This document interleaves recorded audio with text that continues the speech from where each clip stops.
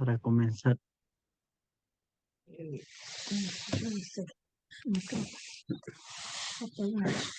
La lección de hoy, hermanos, está como comenzamos a estudiar la primera carta de Juan, y hoy iniciamos el capítulo 2 del 1 al 6, nuestra comunión con Jesús.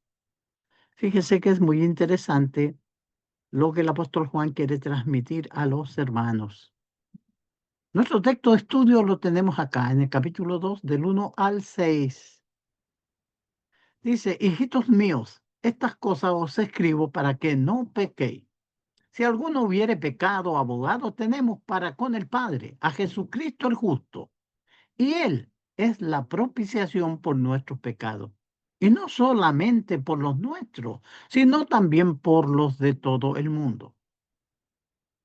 Y en esto sabemos que nosotros le conocemos, si guardamos sus mandamientos. El que dice, yo le conozco y no guarda sus mandamientos, el tal es mentiroso. Y la verdad no está en él. Pero el que guarda su palabra, en este verdaderamente el amor de Dios se ha perfeccionado. Por esto sabemos que estamos en él. El que dice que permanece en él debe andar como él anduvo. Una preocupación del apóstol Juan para que tengamos comunión con el Padre y el Hijo. Fíjese que esa es el inicio de la carta. Él dice que ellos fueron testigos de la presencia de Jesús, lo tocaron, lo vieron con sus ojos, lo palparon sus manos, el verbo de vida. Y él quiere manifestar este conocimiento que ellos han recibido de parte del Señor para que los hermanos puedan ellos también tener comunión con Jesucristo. Como dice el texto, lo que hemos visto y oído, os lo anunciamos para que tengáis vosotros, para que también vosotros tengáis comunión con nosotros. Y nuestra comunión verdadera es con el Padre y con su Hijo Jesucristo. 1 Juan 1:3. Entonces comenzó enfatizando en la base sobre la cual podemos tener comunión con el Padre. Y es lo que vimos en las lecciones anteriores, el capítulo 1 del 5 al 10. La comunión con Dios requiere un abogado, dice nuestro texto en el capítulo 2, versículo 1 y 2. Hijitos, estas cosas os escribo para que no pequéis. Y si alguno hubiere pecado, abogado tenemos para con el Padre, a Jesucristo el justo. Y Él es la propiciación por nuestros pecados. Y no solo por los nuestros, sino también por los de todo el mundo. La proclama de Juan es que tenemos un abogado para con el Padre. La palabra abogado es muy conocida, literalmente significa llamar al lado en ayuda de alguien. Él es el defensor, es quien te va a defender en un juicio. Sugiere la capacidad de brindar ayuda. Se utiliza en un tribunal de justicia para designar a un asistente legal, un abogado defensor. Generalmente es alguien que defiende el caso de otro, es un intercesor. Y la relación con Dios requiere este abogado. Tenemos comunión con Dios. Ahora, Juan nos dice por qué necesitamos nosotros este abogado. Y vamos a seguir viendo acá. Jesús es el abogado. Perfecto. Porque Él es justo. Y así lo presenta Juan. Como pecadores estamos alejados de Dios, separados de Dios. El profeta Isaías, cuando se quejaba el pueblo de Israel, cuando estaba a puerta de ser llevado cautivos y pensaban que Dios ya no tenía fuerza en su brazo, que se había puesto viejito y no oía. El profeta fue tajante al decirle que no era que el brazo de Jehová se hubiera acortado o perdiera la fuerza, ni que él no alcanzara a oír, sino que eran los pecados de ellos, vuestras iniquidades han hecho división entre vosotros y vuestro Dios. Dice Isaías 59, 1 y 2. Pero como Jesucristo no tiene pecado, es, nosotros estamos separados de Dios a causa del pecado. El pecado es el que nos separa. Ahora, para tener comunión con Dios necesitamos este abogado que nos defienda. Como Jesucristo no tiene pecado, Él es un representante idóneo para venir delante de Dios en nuestro nombre. Mire qué gloriosa bendición tenemos. Jesucristo se humanizó y vivió y nunca pecó. Vivió sobre la tierra sin pecado para salvarnos. Y Él es quien nos representa delante del Padre, es lo que dice Juan. El autor de la carta a los hebreos también señala que aunque justo, Jesucristo comprende perfectamente nuestra situación de pecador. Fíjese que ese texto es muy, muy hermoso y muy fortalecedor. Lo leemos ahí en Hebreos capítulo 2 en los versículos 17 y 18. Fíjese usted que lo puede leer ahí, lo busca y lo puede encontrar ahí en el 17 y 18. Dice, por lo cual debía ser en todo semejante a sus hermanos para venir a ser misericordioso y fiel sumo sacerdote en lo que a Dios se refiere, para expiar los pecados del pueblo. Pues en cuanto él mismo padeció siendo tentado, es poderoso para hacer correr a los que son tentados. Fíjense que Jesucristo es el abogado adecuado en la defensa divina que nos representa delante del Padre y nos puede defender. ¿Por qué razón? Porque es semejante a nosotros, eso por lo cual debía ser en todo semejante a sus hermanos, para venir a ser misericordioso y fiel sumo sacerdote. El sumo sacerdote era el que intercedía a favor del pueblo. Jesucristo se presenta cuando nos dice, como nuestro abogado, Jesucristo intercede por nosotros.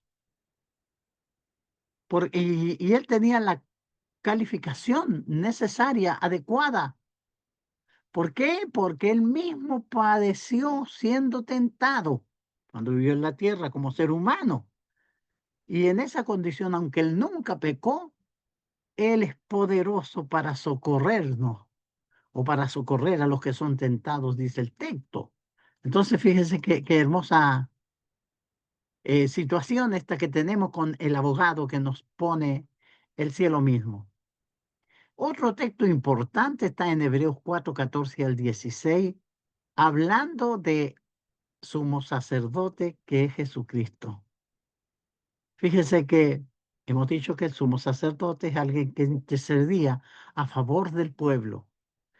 Y Jesucristo no solo es nuestro sumo sacerdote, sino que también nuestro abogado que nos defiende, que dice Juan. Ahora Hebreos nos dice, por tanto, teniendo un gran sumo sacerdote que traspasó los cielos, a Jesús, el Hijo de Dios, retengamos nuestra profesión, porque no tenemos un sumo sacerdote que no pueda compadecerse de nuestras debilidades, sino uno que fue tentado en todo según nuestra semejanza, pero sin pecado. Acerquémonos pues confiadamente al trono de la gracia para alcanzar misericordia y hallar gracia para el oportuno socorro.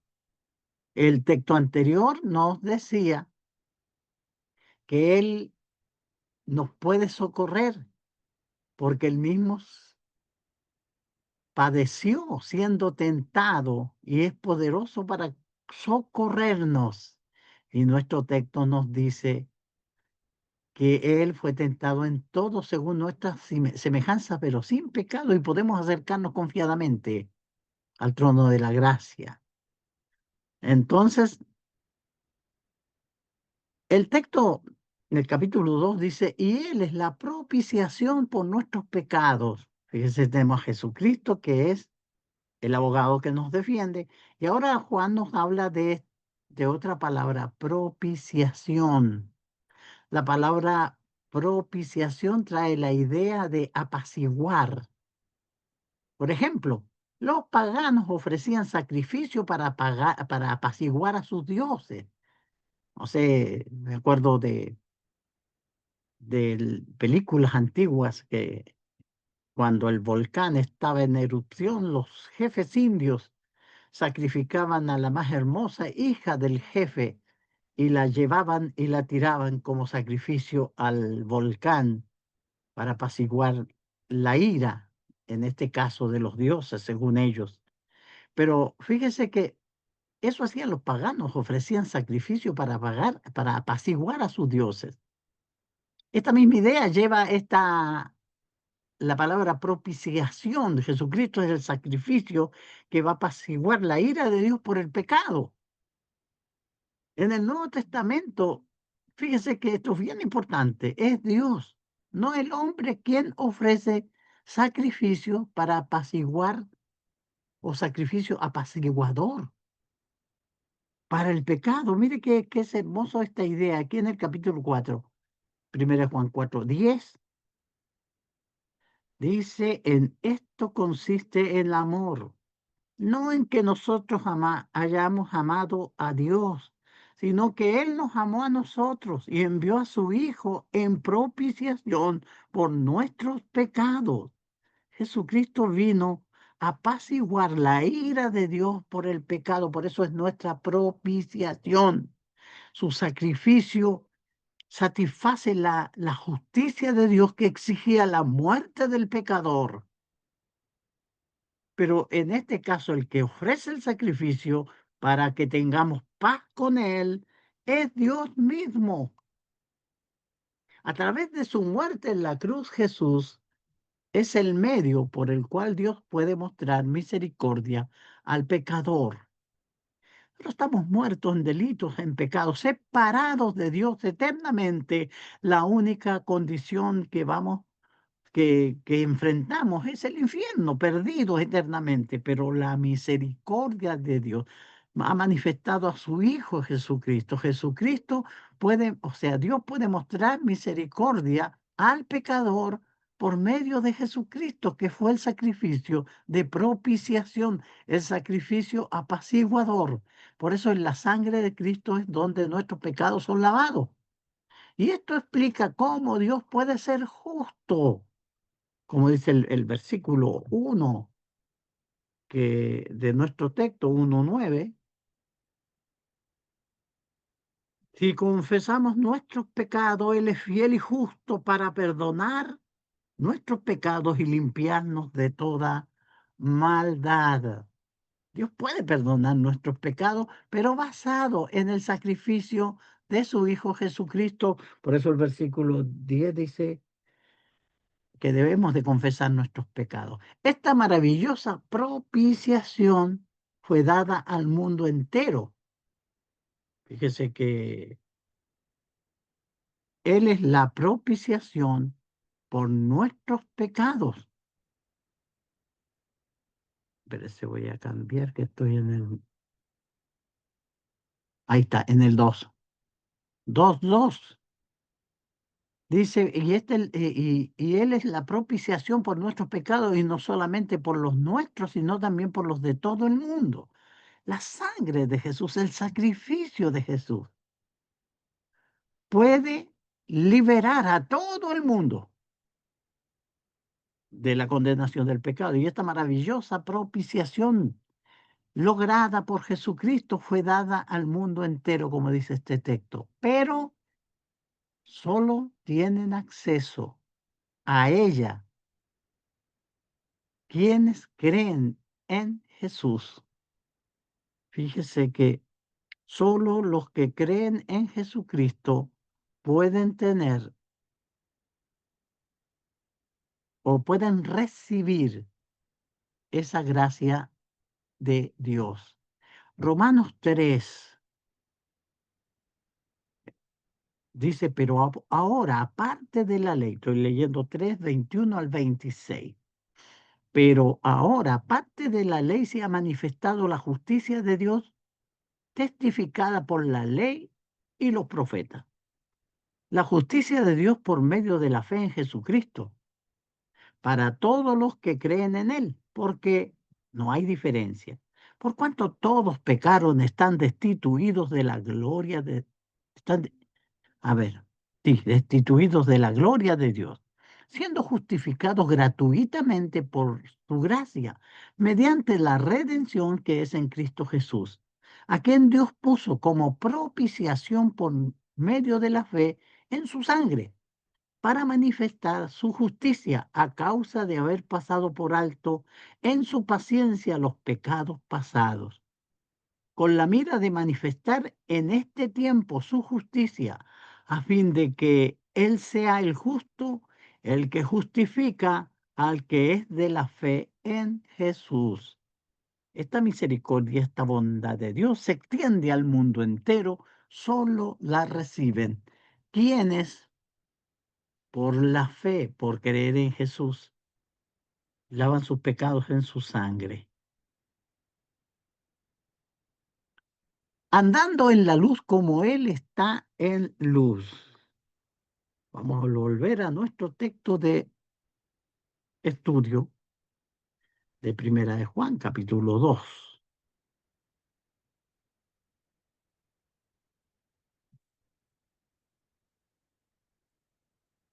Andando en la luz como Él está en luz, confesamos nuestros pecados.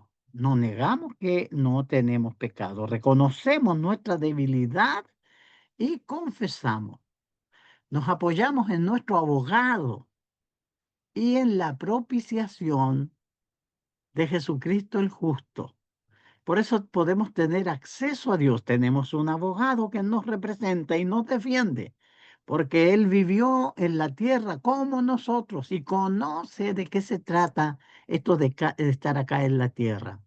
Entonces, ¿qué tenemos que hacer nosotros cuando pecamos, cuando fallamos? Confesar nuestros pecados, como dice el versículo 1, capítulo 1. Si confesamos nuestros pecados, el 1:9, Él es fiel y justo para perdonar nuestros pecados. Si nosotros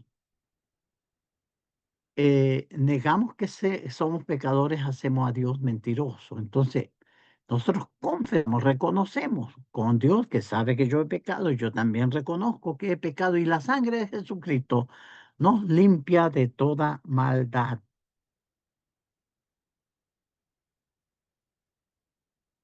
Dice del 3 al 6 de 1 Juan 2. Y en esto sabemos que somos, y en esto sabemos que nosotros le conocemos, si guardamos sus mandamientos. El que dice, yo le conozco, y no guarda sus mandamientos, el tal es mentiroso, y la verdad no está en él. Pero el que guarda su palabra, en este verdaderamente el amor de Dios se ha manifestado. Por esto sabemos que estamos en él. El que dice que permanece en él debe andar como él anduvo. Pero, ¿qué hay de la comunión con el Hijo? En nuestro texto, como acabamos de leer, Juan describe ahora cómo podemos saber que tenemos comunión con Jesucristo.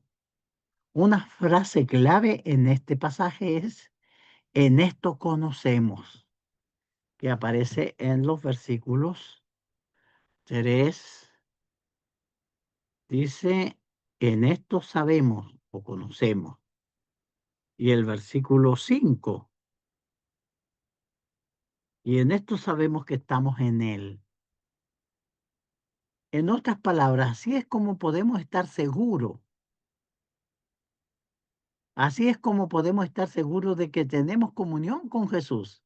A la luz del contexto, nuestra comunión es Jesús, el Hijo de Dios. Y es lo que está diciendo estos textos. Y es lo que hemos estado considerando. Esto encaja bien con el objetivo de Juan en esta epístola, que es el 1:3, en lo cual dice lo que hemos oído, lo que hemos visto y oído. Eso os anunciamos para que también vosotros tengáis comunión con nosotros. Y nuestra comunión verdadera es con el Padre y con su Hijo Jesucristo. Ese es el objetivo de Juan. Ha descrito la base para la comunión con el Padre. Ahora analiza la base de la comunión con el Hijo. Entonces, si tenemos comunión, podemos estar seguros si guardamos sus mandamientos. La comunión con Jesús depende de guardar sus mandamientos. Jesús lo enseñó y Juan mismo lo registra en el Evangelio de Juan. Aquí en el 14, en los versículos 21 y 23. El que tiene mis mandamientos y los guarda, ese es el que me ama. Y el que me ama será amado por mi Padre. Yo le amaré y me manifestaré a él. Fíjese, le dijo Judas, no el Iscariote, Señor, ¿cómo es que te manifestarás a nosotros y no al mundo? Respondiendo Jesús le dijo, el que me ama, mi palabra guardará, y mi Padre le amará, y vendremos a él y tendremos comunión con él. En el capítulo 15, en el versículo 10, leemos, si guardareis mis mandamientos, permaneceréis en mi amor, así como yo he guardado los mandamientos de mi Padre y permanezco en su amor. La persona que afirma conocer, tener comunión con Jesús y no guarda sus mandamientos, nuestro texto dice que es mentiroso y la verdad no está en él. Era lo que leíamos en los textos. El que dice yo le conozco y no guarda sus mandamientos, el tal es mentiroso. Versículo 4 del 1 Juan capítulo 2.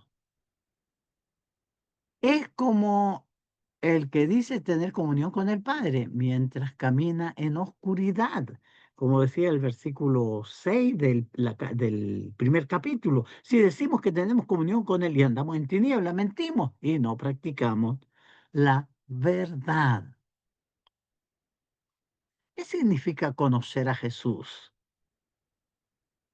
Como la usa frecuentemente Juan, la palabra conocer, ginosco, denota un conocimiento que viene por experiencia, al compartir experiencia en la vida junto. Por eso Juan decía lo que ellos vieron con sus ojos, lo que palparon sus manos, lo que oyeron sus oídos. De esa comunión habla.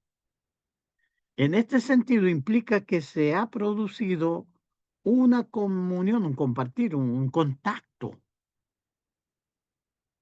Pero la persona que guarda la palabra de Dios, la palabra de Jesús, el amor de Dios se perfecciona en él. Es lo que dice Juan.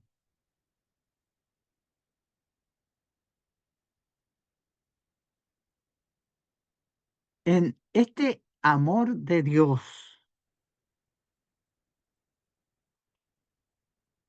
es el amor de Dios.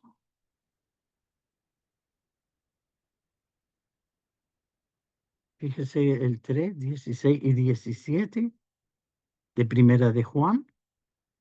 En esto hemos conocido el amor, en que Él puso su vida por nosotros. También nosotros debemos poner nuestra vida por los hermanos. El que tiene viene de este mundo y ve a su hermano tener necesidad y cierra contra él su corazón. ¿Cómo mora el amor de Dios en él? Es el amor de Dios por nosotros, el 4:9.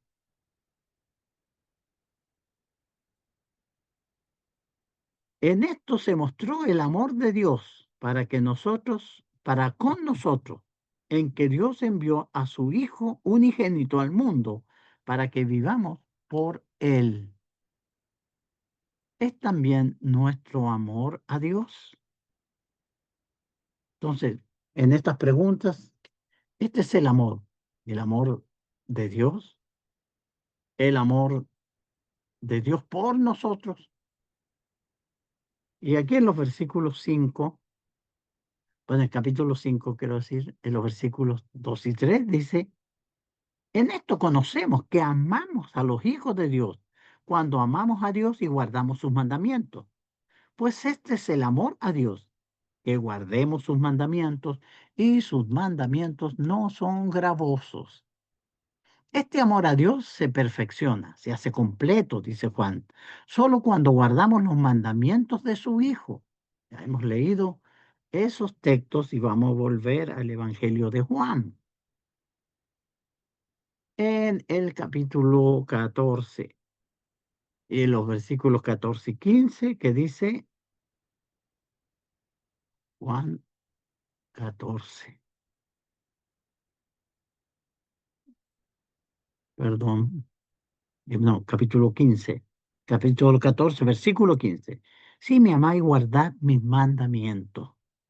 El 21 dice, el que tiene mis mandamientos y los guarda, ese es el que me ama. Y el que me ama será amado por mi Padre, y yo le amaré y me manifestaré a él. Respondiendo Jesús, dice el 23, respondiendo Jesús y les dijo, el que me ama, mi palabra guardará, y mi Padre le amará, y vendremos a él y haremos morada con él. Así que podemos estar seguros de que conocemos a Jesús, de que estamos en comunión con él y de que hemos perfeccionado nuestro amor por Dios solo si guardamos sus mandamientos. Para enfatizar aún más este punto, Juan continúa señalando, en esto sabemos que estamos en Él. En los versículos vamos a volver a Primera de Juan 2.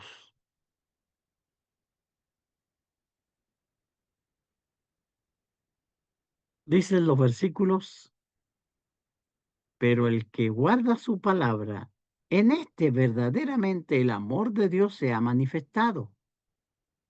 Por esto sabemos que estamos en Él. El que dice que permanece en Él debe andar como Él anduvo. Así es como podemos estar seguros de que permanecemos en Jesús. La palabra en del versículo 5 es paralela a la expresión permanecer en. Jesús mismo describe permanecer en Jesús como similar a un sarmiento que permanece en la vid. Fíjese que es muy popular el, la parábola de la viña en el capítulo 15, donde Jesús dice, yo soy la vid verdadera y mi Padre es el labrador. En los versículos 4 y 5 de Juan 15, Evangelio de Juan, dice, permaneced en mí y yo en vosotros, como el pámpano no puede llevar fruto por sí mismo, si no permanece en la vid. Así tampoco vosotros, si no permanecéis en mí. Yo soy la vid, vosotros los pámpanos. El que permanece en mí y yo en él, éste lleva frutos, porque separado de mí nada podéis hacer. Hay una unión, un apego entre la rama y la vid. Si se sale, si se corta, no va a poder llevar frutos. De esta unión surge una comunión o un compartir, como enseña Jesús. Así que nuevamente estamos discutiendo la idea de tener comunión con Jesús. Es permanecer en Jesús, permanecer en Él. Y el ejemplo que pone Jesús es como la parra y la vid, los racimos. Podemos estar seguros si caminamos, fíjese, como Él caminó. Podemos estar seguros nosotros. La persona que afirma permanecer en Jesús o tener comunión con Él debería andar o vivir tal como lo hizo Jesús. Porque solo quienes siguen su palabra son verdaderamente sus discípulos. Solo dijo Jesús ahí en el Evangelio de Juan, en el capítulo 8, en el versículo 31. Dice de esta forma: dijo entonces Jesús a los judíos que habían creído en él: si vosotros permanecéis en mí, pues si vosotros permanecéis en mi palabra, seréis verdaderamente mis discípulos. Por eso Lucas nos habla aquí en Lucas 6:40. Vamos a buscar Lucas 6, el versículo 40. El discípulo no es superior a su maestro, mas todo el que fuere perfeccionado será como su maestro. Tal es la meta del discípulo y del plan mismo de redención de Dios. Fíjese que Romanos, en el capítulo 8, en el versículo 29, manifiesta el propósito del Evangelio. ¿De qué se trata esto? Porque los que antes conoció, también los predestinó para que fuesen hechos conforme a la imagen de su Hijo, para que Él sea el primogénito entre muchos hermanos. Este es el propósito y el corazón del Evangelio, la transformación. Nosotros, del día de nuestro bautismo al día de nuestra muerte, es el tiempo que tenemos para adquirir el carácter de Cristo, y este es el objetivo: de tener comunión con Él, de andar como Él anduvo. Comprender y aplicar esta verdad debería tener poderosas ramificaciones en nuestra forma de vivir. En fin, concluyendo. Aprendemos entonces de Juan que la clave para saber que tenemos comunión con Jesús es entender la diferencia entre hablar y caminar.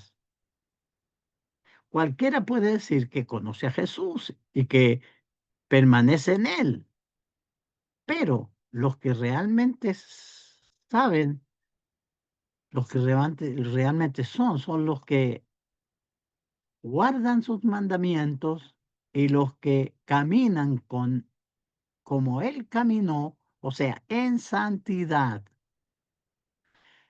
Entonces, ¿conoce usted realmente a Jesús? ¿Está en la comunión con Él, donde está la vida eterna y la plenitud del gozo? ¿Ha guardado los mandamientos de Jesús? ¿Qué hay de sus mandamientos sobre la fe, el arrepentimiento y el bautismo, como enseñan los textos que nombro a continuación?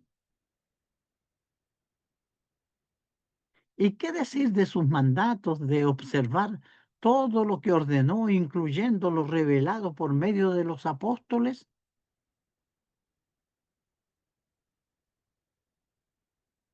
Nuestra respuesta revelará la verdad sobre nuestra relación con Dios y la esperanza de vida eterna. Los apóstoles recibieron toda la verdad y ellos nos dejaron escrita toda la verdad. Nosotros debemos perseverar en esa verdad. Bueno, hemos visto el segundo capítulo de Primera de Juan, capítulo 2, con todo esto que enseña Jesús con respecto a nuestra relación que podemos tener con Él. Si decimos que andamos con Él, debemos, o sea que tenemos comunión con Él, debemos de andar como Él anduvo. Muy bien, muchas gracias, hermano. Que el Señor les bendiga.